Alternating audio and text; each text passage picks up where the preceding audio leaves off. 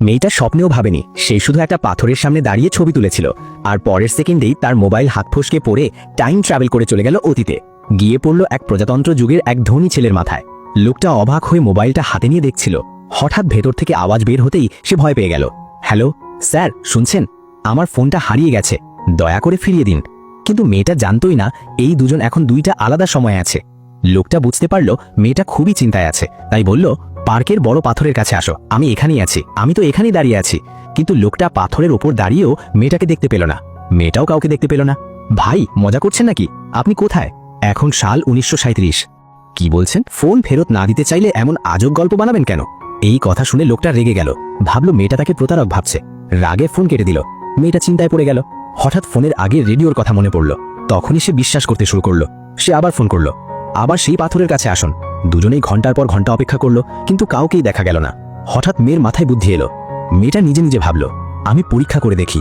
লোকটাকে বলল পাথরে গভীর করে দাগ কাটতে। লোকটা কাটতেই এই দিকের পাথরেও ফাটল দেখা দিল। মেয়েটা অবাক হয়ে গেল। শুনুন, শান্ত থাকুন, আমরা একই জায়গায় আছি কিন্তু আলাদা সময়। লোকটা হতভাগ। মোবাইলে ভবিষ্যতের বিল্ডিং এর ছবি দেখে শেষমেশ বিশ্বাস করলো। আমার তো ফোন নষ্ট হয়ে গেল। লোকটা বলল, আমি দাম দেব, কিনে নেব। মেয়েটা, আপনি তো অতীতে, আমি 2026 সালে, টাকা দেবেন কিভাবে? লোকটা বলল, আমি সোনার বার মাটিতে পুঁতে রাখবো।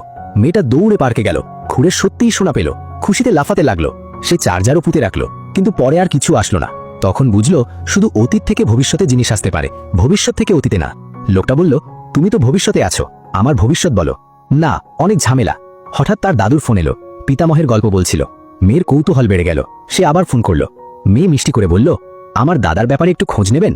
চুক্তি হলো, একজন খোঁজ নেবে, আরেকজন ভবিষ্যৎ জানাবে। মেয়ে লাইব্রেরিতে গেল, অনেক খুঁজেও কিছু পেল না, তাই মিথ্যে বানালো। 20-30 বছরে আপনি বড় সঙ্গীত শিল্পী হবেন, 50-এর পর বড় অর্থনীতিবিদ হবেন। সত্যি? আর কিছু? খুশিতে পাগল হয়ে গেল। পুরস্কার হিসেবে কাঠের বাক্স পাঠালো। পরে লোকটা ভাবল, আমি তো এত মেধাবী না। লোকটা বলল, আমার গুরু কে হবে? মেয়ে আজে বাজে বলল, বড় বড় শিল্পীরাই আপনার শিক্ষক। লোকটা বুঝে গেল সে মিথ্যে বলছে। রেগে গিয়ে বলল, আর খোঁজ নেব না, ফোন কেটে দিল। মেয়েটা অপরাধবোধে আবার লাইব্রেরিতে গেল।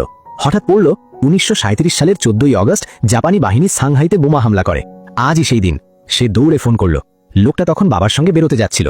মেয়ে চিৎকার করে বলল, আজ বেরোবেন না, বাড়িতেই থাকুন, নানজিং রোডে যাবেন না। লোকটা বলল, আবার গল্প বানাচ্ছ? না, আজ যুদ্ধ হবে, সাংহাই ধ্বংস হবে।